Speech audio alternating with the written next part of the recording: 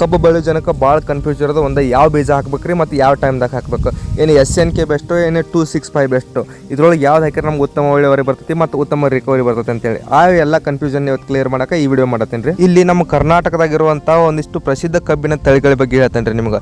ಇದ್ರೊಳಗೆ ಒಂದೇದ್ದು ಯಾವುದಪ್ಪ ಅಂತಂದ್ರೆ 86 ಅಂತ ಹೇಳ್ಬೋದು ರೀ. ಇದು CO 86032 ಇದು ಕಬ್ಬಿನ ರಾಜ ಅಂತೇಳಿ ಹೆಸರು ಪಡೆದೈತೆ ರೀ ಕರ್ನಾಟಕದಾಗ. ಇದರ ಹೆಚ್ಚಿನ ಇಳುವರಿ ಮತ್ತು ಸಕ್ಕರೆ ಅಂಶಕ್ಕೆ ಹೆಸರಾಗೈತೆ ರೀ. ಎರಡನೇದ್ದು CO 671 ಅಂದ್ರೆ ಇದು ಬೇಗನೆ ಕಟಾವಿಗೆ ಬರ್ತೈತೆ ರೀ ಮತ್ತು ಅತಿಯಾದ ಸಕ್ಕರೆ ಅಂಶ ಇರ್ತೈತಿ ಮತ್ತು ಇಳುವರಿ ಕೂಡ ಅಷ್ಟ ಜಾಸ್ತಿ ನೀಡ್ತದೆ ರೀ ಇದು. ಮತ್ತು ಇನ್ನು ನೆಕ್ಸ್ಟ್ ಬರೋದು SNK ಒಳಗೆ. SNK ಒಳಗೆ ಸಾಕಷ್ಟು ತಳಿ ಅದಾವ್ರಿ. ಇದ್ರೊಳಗೆ ಒಂದೇದ್ದು SNK 13373, SNK ಒಳಗೆ ಎರಡನೇದು 05103 ಮತ್ತು ಮೂರನೇದು 05104 ರೀ. ಇದ್ರೊಳಗೆ ನೀವು ಯಾವ್ದಾರ ಹಾಕೋಬಹುದು ಬೆಸ್ಟ್ ರೀ. ಇನ್ನೊಂದು ಮುಖ್ಯವಾಗಿ ಪ್ರಾಮುಖ್ಯತೆ ಪಡೆದಿರೋ ತಳಿ ಅಂದ್ರೆ 265 ಅಂದ್ರೆ ಪುವೆಲ್ 265 ಅಂತೇಳಿ ಬರುತ್ತೆ ರೀ.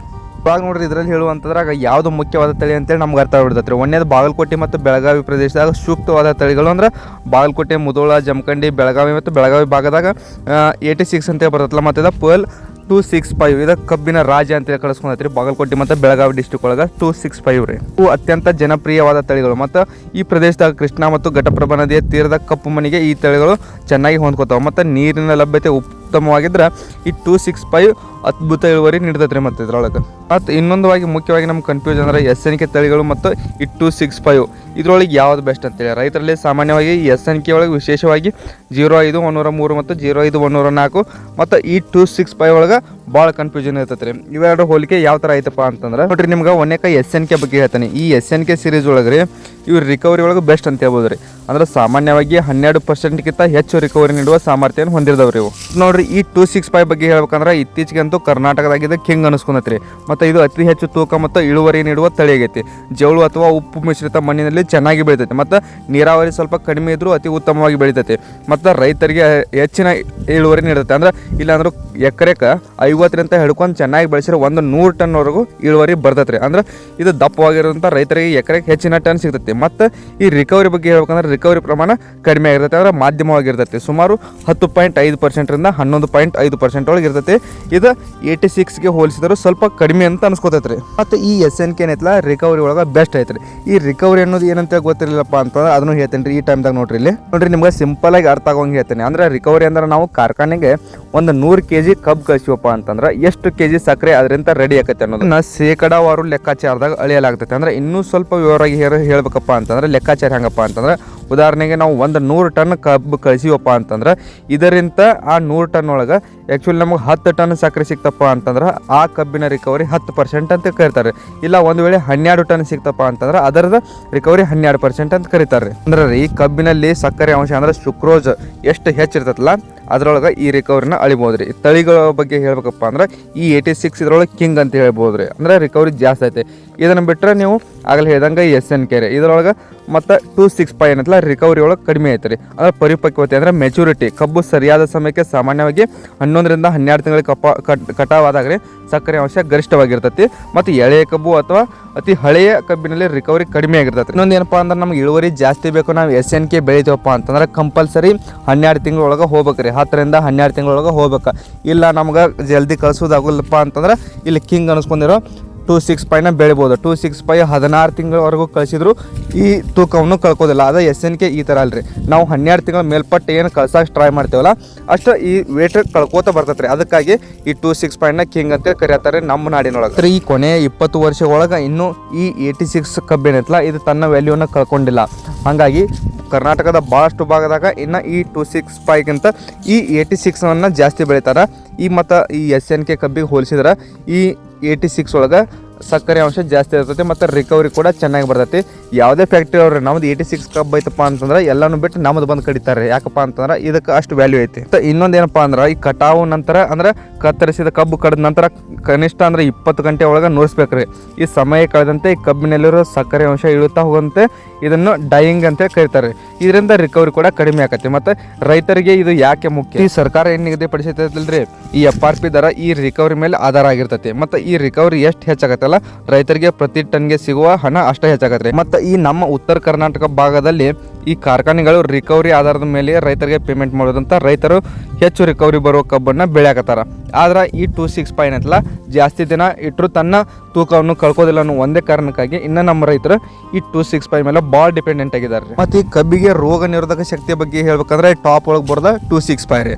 ಅಂದರೆ ಯಾವುದೇ ರೀತಿಯ ರೋಗವನ್ನು ತಡ್ಕೋತೈತಿ ಮತ್ತು ಅತಿ ಹೆಚ್ಚು ಬಿಸಿಲಿದ್ರು ತಡ್ಕೋತೈತಿ, ನೀರಾವರಿ ಕಡಿಮೆ ಇದ್ರು ತಡ್ಕೋತೈತಿ. ಇದಾದ್ಮೇಲೆ ನೆಕ್ಸ್ಟ್ ಬರೋದ್ರೆ 86. ಈ 86 ಕೂಡ ಹಂಗಾರೆ ರೋಗ ನಿರೋಧಕ ಶಕ್ತಿಯನ್ನು ಅತಿ ಹೆಚ್ಚಾಗಿ ಇಟ್ಕೊಂಡಿರ್ತೈತಿ. ಮತ್ತು ಈ SNK ತಳಿಗಳಿಗೆ ಕಂಪೇರ್ ಮಾಡಿದ್ರೆ ಈ 86 ಮತ್ತು 265 ಬೆಸ್ಟ್ ಅಂತ ಹೇಳ್ಬೋದು ರೀ. ಮತ್ತು ಈ ಟನ್ನೇಜ್ ಒಳಗೆ ಇತ್ತೀಚೆಗೆ ನೋಡಿದ್ರೆ 265 ಜಾಸ್ತಿ ಪಡ್ಕೊಂಡೈತೆ ರೀ. ಅಂದ್ರೆ ಈ 86 ಏನೈತಲ್ಲ ಕಬ್ಬು ತೆಳಗಾಗತ್ತೆ.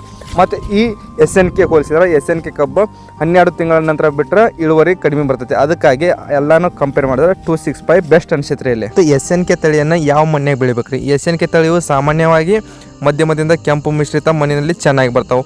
ಇವುಗಳಿಗೆ ಉತ್ತಮ ನೀರು ಬೇಕು ರೀ. ಮತ್ತು ಇವನ್ನ ಒಣಗಾಕ ಬಿಡಂಗಿಲ್ಲ, ಕಂಟಿನ್ಯೂಸ್ ಆಗಿ ನೀರು ಬೇಕು ರೀ ಅದಕ್ಕೆ. ಮತ್ತು ಇದನ್ನು 265 ಐತಲ್ಲ ರೀ, ಇದು ಬಹಳ ಗಟ್ಟಿ ತಳಿಯಾಗಿದ್ದ ಜೌಗು ಅಥವಾ ಸೌಳು ಮಣ್ಣಿನಾಗೂ ಇದು ಬೆಸ್ಟ್ ರಿಸಲ್ಟ್ ಕೊಡ್ತೈತಿ ಮತ್ತು ಅತಿ ಉತ್ತಮವಾಗಿ ಬೆಳಿತೈತಿ. ಮತ್ತು ನೀರು ನಿಂತರೂ ಜಾಗದಾಗೂ ಇದನ್ನು ಬೆಳಿಬೋದು ರೀ. ಮತ್ತು ಇನ್ನು 86 ಈ ತಳಿ ಫಲವತ್ತಾದ ಕಪ್ಪು ಮಣ್ಣು ಅಥವಾ ಎರಿ ಮಣ್ಣಿನಾಗ ಅತ್ಯುತ್ತಮ ಹೆಚ್ಚು ಇಳುವರಿ ನೀಡ್ತೈತೆ ರೀ. ಇದನ್ನು ಮತ್ತು ಹೆಚ್ಚು ರಿಕವರಿನ ನೀಡ್ತೈತಿ. ಮತ್ತು ಆಳವಾದ ಸಾರಜನಕಯುಕ್ತ ಮಣ್ಣು ಇದ್ದರೂ ಸಹ ಉತ್ತಮ ಇಳುವರಿಯನ್ನು ನೀಡ್ತೈತೆ ರೀ. ಮತ್ತು ಉತ್ತರ ಕರ್ನಾಟಕದ ರೈತರಲ್ಲಿ ಏನಪ್ಪ ಅಂತಂದ್ರೆ 265 ಯಾಕೆ ಎಷ್ಟು ಬೆಳಿತಾರಪ್ಪ ಅಂದ್ರೆ ಎಂಥ ಕಷ್ಟಕರ ಮಣ್ಣು ಇದ್ದರು ಮತ್ತು ನೀರಾವರಿ ನಮ್ಗೆ ಅನಾನುಕೂಲಗಳು ಇದ್ರೆ ಇದನ್ನು ಬೆಳಿಬೋದು. ಅದಕ್ಕಾಗಿ ಈ 265ನ ಭಾಳ ಜನ ಇಷ್ಟಪಡ್ತಾರೆ ರೀ. ಮತ್ತು ರಿಕವರಿ ಕಡಿಮೆ ಇದ್ದರೂ ಕೂಡ ಟನ್ನೇಜ್ ಒಳಗೆ ಬೆಸ್ಟ್ ರಿಸಲ್ಟ್ ಕೊಡ್ತೈತೆ ರೀ.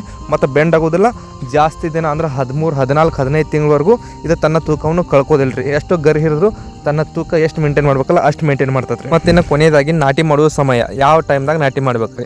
ಯಾವ ಟೈಮ್ದಾಗ ನಾಟಿ ಮಾಡಿದ್ರೆ ಸಕ್ಕರೆ ರಿಕವರಿ ಮೇಲೆ ನೇರ ಪರಿಣಾಮ ಬೀಳ್ತೈತೆ. ಮತ್ತು ಕರ್ನಾಟಕದ ಹವಾಮಾನಕ್ಕೆ ಅನುಗುಣವಾಗಿ ಈ ಕೆಳಗಿನ ಮಾಹಿತಿಯನ್ನು ಗಮನಿಸ್ಬೇಕು ರೀ. ಒಂದು ಕಬ್ಬಿನ ನಾಟಿ ಮಾಡೋಕೆ ಅತ್ಯಂತ ಉಪಯುಕ್ತ ಸಮಯ ಯಾವುದಪ್ಪ ಅಂತಂದ್ರೆ ಈ ಕಬ್ಬನ್ನು ಮುಖ್ಯವಾಗಿ 3 ಹಂಗಾಮುಗಳಿಗೂ ನಾವು ನಾಟಿ ಮಾಡ್ಬೋದು ರೀ. ಒಂದು ಶರತ್ಕಾಲ ಅಂದ್ರೆ ಅಕ್ಟೋಬರ್ ಅಂತ ನವಂಬರ್, ಇದು ಅತ್ಯಂತ ಸೂಕ್ತವಾದ ಸಮಯ. ಈ ಸಮಯದಾಗ ನಾಟಿ ಮಾಡೋದ್ರಂತ ಕಬ್ಬು ಹೆಚ್ಚು ದಿನಗಳ ಕಾಲ ಹೊಲದಾಗ ಇರ್ತೈತಿ ರೀ. ಅದಕ್ಕೆ ಅವಕಾಶ ಸಿಗ್ತೈತಿ. ಅಂದ್ರೆ ಸುಮಾರು 14, 15, 16 ತಿಂಗಳ ಮಟ್ಟ ಇಳುವರಿ ಬೆಸ್ಟ್ ರಿಸಲ್ಟ್ ಕೊಡ್ತೈತಿ ರೀ. ಅಂದ್ರೆ 15, 16 ತಿಂಗಳು ಹೊಲದಾಗ ಇರ್ತೈತಲ್ಲ ಇದು ಬೆಸ್ಟ್ ರಿಸಲ್ಟ್ ಕೊಡ್ತೈತಿ. ಮತ್ತು ಇದಕ್ಕೆ ತಕ್ಕಂಗೆ ತಳಿಯನ್ನು ನಾವು ಆಯ್ಕೆ ಮಾಡ್ಬೇಕು ರೀ. ಅಂದ್ರೆ ಪೂರ್ವ ಹಂಗಾಮ ನೆಕ್ಸ್ಟ್ ಅಂದ್ರೆ ನಾಟಿ ಮಾಡೋದು ಜನವರಿ, ಫೆಬ್ರವರಿ, ಇದನ್ನು ಅಡ್ಡ ಸಾಲು ನಾಟಿ ಅಂತ ಕೂಡ ಕರೀತಾರೆ. ಇದು ಕೂಡ ನಮಗೆ ಏನೈತಲ್ರಿ ಉತ್ತಮ ಇಳುವರಿ ಕೊಡ್ತೈತಿ ರೀ. ಮತ್ತು ಯಾವ ಸಮಯದಲ್ಲಿ ನಾಟಿ ಮಾಡಿದ್ರೆ ಏನಾಗತ್ತೆ ರೀ? ಈ ಅಕ್ಟೋಬರ್, ನವಂಬರ್ದಾಗ ನಾಟಿ ಮಾಡಿದ್ರೆ ಚಳಿಗಾಲ ಆರಂಭ ಆಗುವ ಮುನ್ನ ಕಬ್ಬು ಮೊಳಕೆ ಹೊಡೆದು ಬಿಡ್ತೈತೆ ರೀ. ಮತ್ತು ಮುಂದೆ ಬರುವ ಬೇಸಿಗೆಯನ್ನು ಈ ಬಿಸಿಲನ್ನು ತಡೆದುಕೊಳ್ಳೋಕೆ ಈ ಶಕ್ತಿ ಕಬ್ಬಿಗೆ ನೀಡ್ತೈತೆ ರೀ. ಇದರಿಂದ ಕಬ್ಬಿನ ದಪ್ಪ ಮತ್ತು ತೂಕ ಹೆಚ್ಚಾಕತ್ತೆ ರೀ. ಮತ್ತು ಜನವರಿ, ಫೆಬ್ರವರಿ ನಾಟಿ ಮಾಡುವರು ಅಂದ್ರೆ ಮೊಳಕೆ ಹೊಡೆಯುವ ಮೊದಲು ವಾತಾವರಣ ಬೆಚ್ಚಗಿರುವುದರಿಂದ ಈ ಕಬ್ಬು ಬೇಗ ಚಿಗಿರ್ತೈತೆ ರೀ. ಅಂದ್ರೆ ಸರಿಯಾದ ಸಮಯದಾಗ ಕಟಾವಿಗೆ ಬರೋದ್ರಂತ ಸಕ್ಕರೆ ಕಾರ್ಖಾನೆಗೆ ಕಳ್ಸಕ್ಕೆ ಸುಲಭ ಆಕತ್ತೆ ರೀ. ಮತ್ತು ಯಾವ ಸಮಯದಾಗ ನಾಟಿ ಮಾಡಬಾರ್ದಪ್ಪ ಅಂತಂದ್ರೆ ಮೇ, ಜೂನ್ ಅಂತ ಕರಿಬೋದು ರೀ. ಈಗ ಭಾಳಷ್ಟು ಜನ ತಲೆಯಾಗಿರೋದನ್ನ ಮೇ, ಜೂನ್ ಪಡ. ಹೀಗಾಗಿ ಯಾಕಪ್ಪ ಈ ಜೂನ್ ಪಡಪ್ಪ ಅಂತಂದ್ರೆ ಈ ಗೋಧಿ ಮತ್ತು ಸದಕ ಈ ಥರ ಬೆಳೆಯನ್ನು ತಕೊಂಡು ಈ ಜೂನ್ ಪಡ ಹಾಸ್ತಾರೆ. ಇಲ್ಲಿ ನಾವು ನಾಟಿ ಮಾಡೋದ್ರಂತ ಏನಾಕತ್ತಪ್ಪ ಅಂತಂದ್ರೆ ಅತಿಯಾದ ಬಿಸಿಲು ಇರ್ತೈತಲ್ಲ ರೀ, ತೇವಾಂಶ ಕಡಿಮೆ ಆಕತಿ ಮತ್ತು ಕಬ್ಬಿನ ಕಣ್ಣುಗಳು ಬೇಗ ಒಣಗ್ತಾವೆ. ಮತ್ತು ಇಳುವರಿ ಕೂಡ ನಾವು ಅನ್ಕೊಂಡಂಗೆ ಬರೋದಿಲ್ಲ. ಪ್ರತಿಶತ 50% ಇಳುವರಿ ಕಡಿಮೆ ಬರ್ತೈತೆ ರೀ. ಮತ್ತು ಈ ಜುಲೈ ಮತ್ತು ಆಗಸ್ಟ್ ತಿಂಗಳದಾಗ ನಾಟಿ ಮಾಡಬಾರ್ದು. ಯಾಕಪ್ಪ ಅಂತಂದ್ರೆ ಈ ಟೈಮ್ದಾಗ ಮಳೆ ಜಾಸ್ತಿ ಇರ್ತೈತೆ. ಭಾರಿ ಮಳೆ ಸಮಯದಲ್ಲಿ ಮಣ್ಣಿನ ನೀರು ನಿರಂತರ ಕಬ್ಬಿನ ತುಂಡುಗಳ ಮೇಲೆ ಇರೋದ್ರಂತ ಕೊಳೆಯುವ ಸಾಧ್ಯತೆ ಹೆಚ್ಚಿರ್ತೈತೆ. ಮತ್ತು ಮಣ್ಣು ಅತಿಯಾಗಿ ಹಸಿಯಾಗಿರೋಂಥ ಗಾಳಿ ಆಡದ ಬೇರುಗಳು ಸಾಯ್ತಾವ್ರಿ. ಮತ್ತು ಬೇರಿಗೆ ಗಾಳಿ ಆಡೋದಿಲ್ಲ. ಮತ್ತು ಡಿಸೆಂಬರ್ ಮಧ್ಯಭಾಗ ಇವಾಗ ನಾಟಿ ಮಾಡಬಾರ್ದು. ಯಾಕಪ್ಪ ಅಂತಂದ್ರೆ ಅತಿಯಾದ ಚಳಿ ಇರ್ತೈತೆ. ಈ ಟೈಮ್ದಾಗ ಕಬ್ಬು ಮೊಳಕೆ ಹೊಡಿಯೋಕೆ ಭಾಳ ಟೈಮ್ ತೊಗೊತೈತೆ ರೀ. ಯಾರಾದರೂ ಉತ್ತಮ ಇಳುವರಿ ಮತ್ತು ಬೆಸ್ಟ್ ರಿಸಲ್ಟ್ ತೊಗೋಬೇಕಪ್ಪ ಅಂತಂದ್ರೆ ಅಕ್ಟೋಬರ್ ಮತ್ತು ನವಂಬರ್ದಾಗ ನಾಟಿ ಮಾಡೋದು ಬೆಸ್ಟ್ ರೀ. ಮತ್ತು ಬೀಜೋಪಚಾರ ಮತ್ತು ನಾಟಿ ಮಾಡುವ ಸಮಯದಾಗ ಇನ್ನೂ ಹಲವಾರು ಕ್ರಮಗಳನ್ನು ತೊಗೊಳ್ಳೋದು ಬೆಸ್ಟ್. ಇದರೊಳಗೆ ನಿಮಗೆ ಯಾವ ಕ್ರಮ ಯೂಸ್ ಮಾಡ್ಕೋತಿರಲ್ಲ ಅದ್ರ ಮೇಲೆ ಡಿಪೆಂಡ್. ಮತ್ತು ನಿಮ್ಮ ಕಬ್ಬಿನ ತಳಿ ಆಯ್ಕೆ ಮಾಡುವಾಗ ನಿಮ್ಮ ಮಣ್ಣಿಗೆ ಸೂಕ್ತವಾದ ಕಬ್ಬಿನ ತಳಿ ಮತ್ತು ನಿಮ್ಮ ನೀರಿನ ಪ್ರಮಾಣ ನೋಡ್ಕೊಂಡು ಆಯ್ಕೆ ಮಾಡೋದು ಬೆಸ್ಟ್ ರೀ. ಮತ್ತು ನಿಮ್ಮ ಕಡೆ ಇನ್ನೂ ಸಾಕಷ್ಟು ತಳಿಗಳು ಅದಾವೆ. ನಾನು ಮುಖ್ಯವಾಗಿ ಹೇಳಿರೋಂಥ ಮುಖ್ಯವಾದ ತಳಿಗಳು ರೀ. ಇದ್ರೊಳಗೆ ನೀವು ಆಯ್ಕೆ ಮಾಡ್ಬೋದು. ಇದನ್ನು ಬಿಟ್ಟು ಸಾಕಷ್ಟು ತಳಿಗಳು ಅದಾವೆ, ಅವನು ಆಯ್ಕೆ ಮಾಡ್ಕೋಬೋದು ರೀ. ಮತ್ತು ನಿಮಗೇನ್ರ ಇನ್ನು ಮಂಡ್ಯ ಕಬ್ಬು ಬಗ್ಗೆ ಹೇಳ್ತಾರೆ. ಮಂಡ್ಯ ಕಬ್ಬು ಬಗ್ಗೆ ನಾನು ಅಷ್ಟು ಸ್ಟಡಿ ಮಾಡಿಲ್ಲ. ಅದ್ರ ಬಗ್ಗೆ ಬೇಕಂದ್ರೆ ಕಮೆಂಟ್ ಮಾಡಿರಿ. ಬೇರೆ ಏನರ ವಿಷಯ ಇದ್ರೆ ಕಮೆಂಟ್ನಾಗ ಕಮೆಂಟ್ ಮಾಡಿರಿ, ನಾನು ನಿಮಗೆ ತಿಳಿಸ್ತೀನಿ ಅಂತ ಹೇಳ್ತಾ ನಮಸ್ಕಾರ. ಮತ್ತು ನೆಕ್ಸ್ಟ್ ವಿಡಿಯೋದಾಗ ಸಿಗ್ತೀನಿ.